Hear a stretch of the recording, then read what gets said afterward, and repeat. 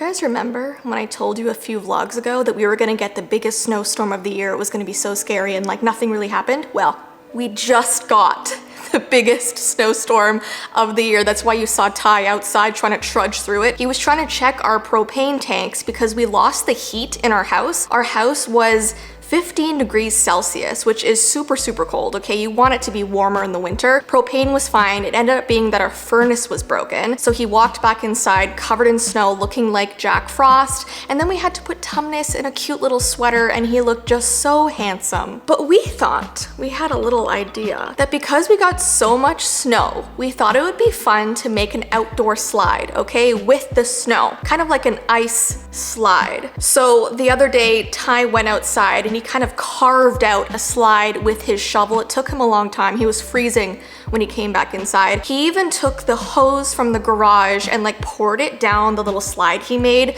to kind of make it icy. And we're not sure how well this is gonna go. We don't know if it's gonna work properly, but we thought we would test it. And so I think we're gonna get some garbage bags and kind of like use it almost like stepping into a sleeping bag and then going down the slide, if that makes sense. So I hope everything's okay. I hope we don't hurt ourselves, but I'm kind of excited. It makes me feel like a kid again. An ice slide, everybody.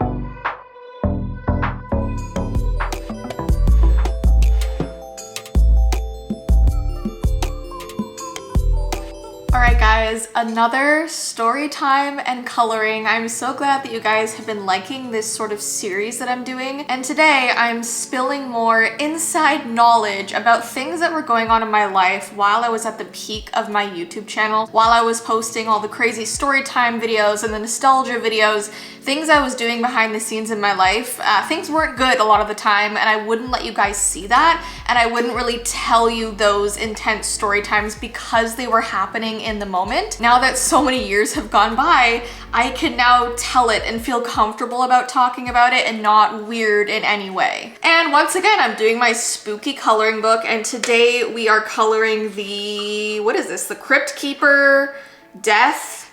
What's that guy with the black robe? The Grim Reaper. Okay, but we're gonna give him probably a purple robe. So back in 2016, I was approached to do a TV show, and I had never done a TV show before, so I was both very nervous and very excited.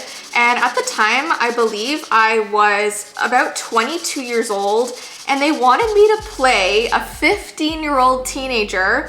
Her name was Frankie, and she was kind of this like attitude-y goth kid that starts out as a babysitter in the show, and she kind of gets thrown into this crazy ride, this adventure with these two women and a little girl named Violet. The TV show was called Running with Violet, by the way. And so I actually didn't even have to audition because the directors and producers had seen my YouTube videos, so they kind of got a feel for my personality and they knew that I was kind of used to being behind the camera, but they didn't know that I was actually really shy in real life and that an opportunity like this was really nerve-wracking for me. But I ultimately decided to do it, and right before filming started, I went on my huge first ever tour. Now, it was only in Canada and we hit up about, I think, 6 or 8 different cities, and it was so amazing. I had such a good time, but not a lot of people knew that while I was doing all of this fun, new, incredible stuff, I was in a very toxic relationship. The person that I was with was a compulsive liar, and if you've ever known anyone like that, you know it's not easy to be around them, to be friends with them, to be in a relationship, yada yada, right? So my tour finished a day before I was supposed to go on set and start this TV show. So I literally got home and I was memorizing all of my scripts. I was so nervous, and the night before I went into set, I broke up with my boyfriend at the time. Now, to give you some context on this compulsive lying, he would do things like cancel plans with me to tell me he had to like go do homework or help his mom with something. And then later on, I would see him tagged in photos of him like drinking at a party. And that happened very, very often. And there was this long period of time where he didn't have a job and we were in our early 20s, and it was kind of starting to bother me because whenever we went out to like dinners or whatever, I was always paying for us. So he finally told me he got a job, and I was so excited for him. And he told me he had this job for like 6 months, and he said he would go to work and he would like text me from work and would give me all of these life updates of how he was doing in his job, and I was so proud of him. And then I don't know how I found out. I don't know if it was through one of his friends or whatever. I think I was talking to one of his friends and I was like, oh yeah, it's so cool that, you know, my boyfriend has this job. And they were like, oh, what? He got fired from that job like 5 months ago. And so these were things that I always just found out. Like, he would pretend he was at work while texting me. That's a pretty big deal to like lie to your significant other about stuff like that. And don't worry, I'll tell you how this all ties into the TV show that I was doing. Another big lie was that he had told me he was gonna go to college because, you know, the jobs he was trying to find weren't working out, so he wanted to go and get a degree. And so while I was on tour, he was telling me he was doing all of this like homework and projects for his different college courses and stuff, and I was once again very proud of him. And then by the end of tour,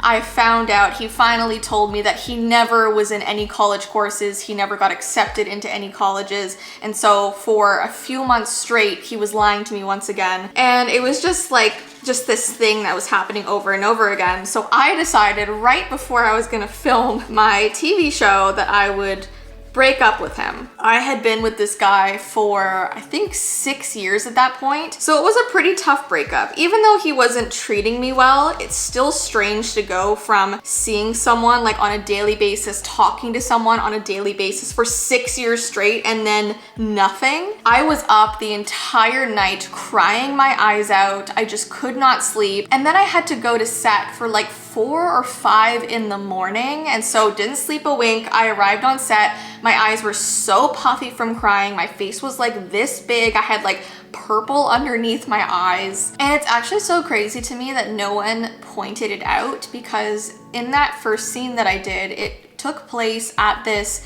kind of run-down motel, and my character was kind of hiding out there with the 2 women and the little kid. And I'm talking to like a police officer in there, and my face is so swollen. I look so upset, but like the show goes on and I had to just do what I did, and I got through it, and I memorized all my lines just fine. And I remember whenever we had breaks on set, I would go into the washroom to cry, and absolutely no one knew. And it was awkward because we had like a lunch break on set, and I was sitting out on these chairs with some of the cast, and they were asking me like, oh, like, how's your boyfriend? Like, I see him like in your social media and whatever. And I didn't want to tell them like, oh, we just broke up last night. So I had to like pretend that we were still together, and that's like the worst thing to have to do like after you've broken up with someone. But I just didn't want like the questions and the sympathy, and like especially like my first sort of role in a TV show, I didn't want it to be like surrounded by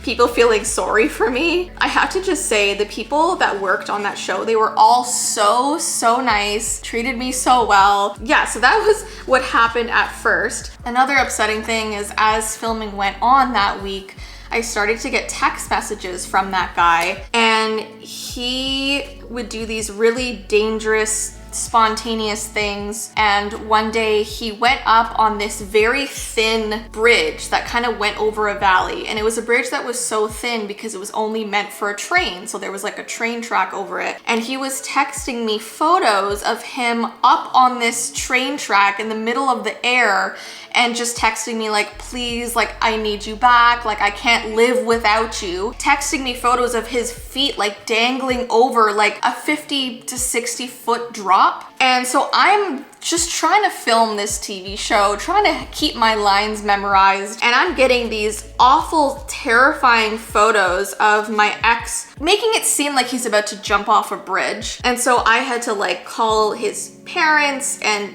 text his best friends to be like, hey, like, can you check on him? Can you make sure he's not climbing onto bridges? Because obviously he was in areas that you're not supposed to trespass and climb on top of because it's incredibly dangerous. And then in the midst of all that, my grandmother actually passed away, my great-grandmother. She was 90. I was really close to her. Like, I have a very close-knit family to the point where I was seeing her like almost on like a weekly basis. So she passed away when we were in the middle of filming, and I remember there was this one day where I had to be on set all the way up in Muskoka, and I had her funeral in the morning and then had to literally rush from that to go to set. And so I was able to stay for the funeral part. I couldn't stay for, like, you know how afterwards they kind of have like a, I don't know, like a reception, like with sandwiches and stuff, and like you can like talk to everybody. I couldn't stay for that. I had to be rushed out, and we had to go on like a 3-hour drive all the way up to the filming location. Once again, like, I was trying to hold back tears. I was trying to keep it together. You can definitely also see in the show that I was kind of looking upset kind of behind my eyes. It was a part where we were burying a body in the woods at night. I mean, it was a really, really cool scene, but I was definitely going through it during that time. And I remember after we filmed that scene, we had to like climb back up this cliff to get back to the main house where like all of the cast was. And I had a horrible asthma attack, and I was looking all over the house for my inhaler, finally found it, had to like go into a bathroom to compose myself. And once again, none of the cast had any idea, because I just thought that I was so good at like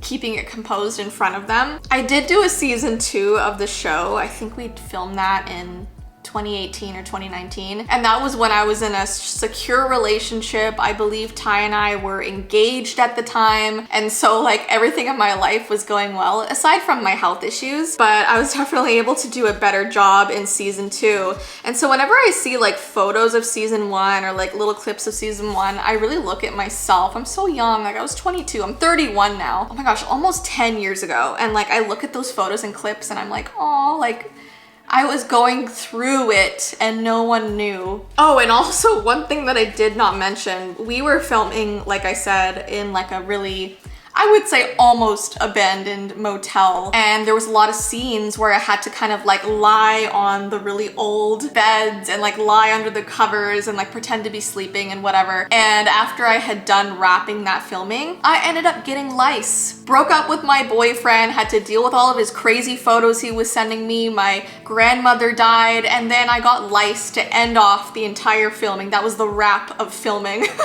Although, I did just go on a really long tour, and so maybe after meeting thousands of kids, that's where I got it. I have no idea, but it was awful. And I had to like use all of those horrible smelling shampoos, and obviously got rid of it, and it's also 10 years later, so all good over here. But that was disgusting, especially because I have really bad like germ OCD, and so that was a nightmare for me. So yeah, all of that happened during season 1 of the first show that I ever did. I don't know, I just wanted to like sit here and tell you all of those things that happened. And once again, the show is amazing. I believe you can still watch it on YouTube, and I also think it was on Amazon Prime for a bit. I don't really entirely know where it is, but I'm sure you can find it and watch it if you wanted to. I feel like whenever I'm doing videos like this, I don't get enough coloring done because I'm just like thinking about all the things that I want to say, and so I always have to do it after I'm done filming this. So I hope you guys don't mind. If you want me to do more sit down color with me videos, I don't know how many things I really have to talk to you about. I mean, I could think about a couple more on the top of my head, but let me know if you want me to continue. And thank you guys so much for all of your support watching my new content. It really means the world to me, and it's cool how we can kind of like all grow together in this sort of maturing content. And it's cool, like I like being here in my 30s putting out content like this for you guys. So yeah, I really appreciate you. I'm gonna finish this, we're gonna speed it up, and I'll see you after.